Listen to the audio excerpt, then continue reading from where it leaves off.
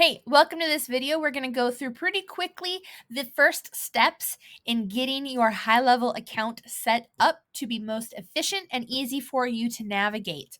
What we're going to do first is go over to this left-hand side, go all the way to the bottom. You might not be able to see it behind my picture here, but click on Settings. It is the bottom item in the left-hand menu. Then you're going to see a new profile. You're going to see a new menu pop up. And at the very top, you see business profile, which we are going to step through right now. And then in a minute, we're going to go through the staff. So in the business profile, make sure you fill out everything that you possibly can. Make sure that you fill in your business logo. This will make things easier when you're invoicing and you don't have to constantly go look for your logo. Friendly business name. When you're sending emails, this is more than likely what's going to pop up. So whatever you want to show in your from in somebody's inbox, you can put that there. Then, of course, you're going to put your full legal business name here. This is all pretty self-explanatory. You can fill it out. Anytime you're integrating something inside of GoHighLevel, you will find your API key here under your business profile as well. If you have questions about if or when you'll need that API key, do not hesitate to send me a message and I'll help you figure that out. Your business physical address. This all is pretty straightforward. Keep this in mind. You have to set a time zone. If you set this, and it should be for your time zone, that means everything that you schedule, everything that you set up in workflows, all of your calendars, it's going to tell GoHighLevel that you're operating in Central Time. And you don't have to guess, okay, what does the person who's looking at this, what are they going to see? Always assume everything is in the time zone that you set for it, and then it'll make the adjustments for the end user. But make sure that this is set to your time zone and not anybody else's, or else you will be sending out the wrong times for just about everything, and you don't want to deal with that. Also, make sure anytime you see a blue button that says update, you click that button to save your information. Sometimes it's there, sometimes it's not. Sometimes you can make a change and it'll automatically save, but assume that you need to be looking for the update buttons no matter what you change.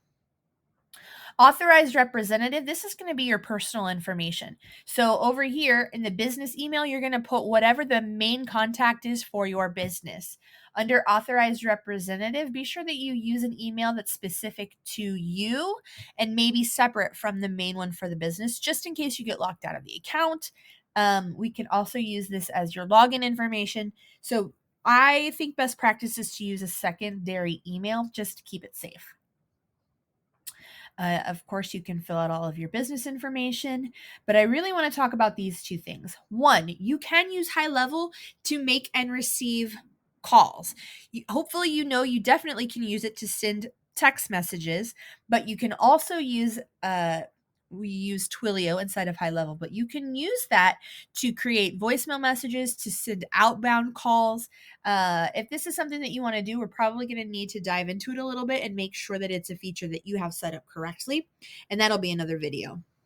The other thing that I want to talk about is this general stuff. So one thing, I turn off the ability to allow for duplicate contacts. That means that one person cannot go in and sign up with the same email address 96 times. That also is going to save you on the back end when you're sending a high level of emails. You're not sending the same person 3 or 4 emails, which is raising your spend limit. It might not seem like a lot when you're only sending 100, 200 emails at a time, but if you have everybody in your system multiple times, you're basically doubling your fee, and you don't need to do that. I do allow for duplicate opportunities. This means that if you're using the pipelines, which are another feature that we'll create a video for later, they can be in multiple pipelines at the same time, meaning they are currently in a situation where they could pay you for different services, different products. So keep that in mind. If you want people to only be in one pipeline so that you can keep everything completely separate, you can do that. If you have clients that are doing multiple things at the same time, you may choose to allow a duplicate opportunity. Merge Facebook contacts by name. This is also going to help you keep everything consolidated in your contact list. Some things that I do recommend that you keep on at all times. Mark emails as invalid due to hard bounce. Hard bounce means that it's an invalid email address. So if we can tell our system, no, I don't want that email to be sent, I don't want that email to be used in the future when we send bulk emails, it's going to help keep that spend cost down. Also, validate your phone numbers when you're sending a text message so that you can make sure that it is a real text, a real phone number, and you're not sending text messages to bogus phone numbers that cost money every single time. The other three very important things are being SMS and email compliant. Give people the opportunity to unsubscribe every time you send a text message, every time you send an email, and then of course this isn't such a big deal. You can turn this off if you want to, but every single text message, it's telling the end user who it's from. And you can customize all those messages if you want. Let's see what else. Yeah. So let's jump over to staff. This is where you can add anybody that you want to have access to your HighLevel account. I'm just going to click on a name so that you can see what that looks like. User information, pretty straightforward. You need to make sure that you put in their first name, last name, email address, and then you can assign them a password. However, they will be able to go in and change that password if they so choose.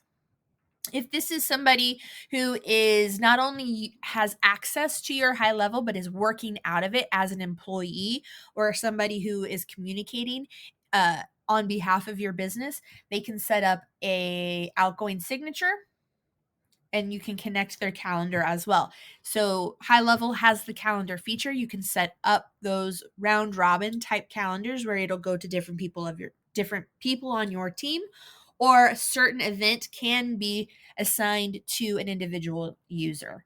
Under permissions, this is where you're going to grant each user the specific permissions that you want them to have. So maybe one person, you don't want them to be in your workflows or see your email campaign, so you can turn that off.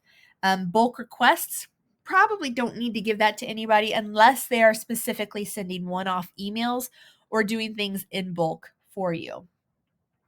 You can turn off triggers. You can, if you don't want somebody to see your contact list, maybe you have a vendor that needs to see your funnel, but you don't want them to know who's in your contact list. You can turn that off. All of these you have the ability to turn on or off. And keep in mind, if you mark the read only box, they can open the workflows or the automations, they can open the campaigns, but they can't make any changes to it. Finally, the other important thing, user roles. You either have an admin role or a user role. Admin means they have access to everything. So if you don't want them to have access to everything, then make sure that they are a user. And then these other things are pretty straightforward. When you are doing internal notifications or calendars, you can set their user availability, what hours they're working, or the hours that they are answering these emails or taking tasks, and then calendar configurations as well. So that's it, guys. Make sure that you go through the settings and your users very first thing so that you have that set up and ready to go, and we'll move on to the next step. My name is JKN, and if you need any help setting up your HighLevel account, or you want access to have somebody to ask your questions, you send me a message and I'll tell you about my office hours. See you next time.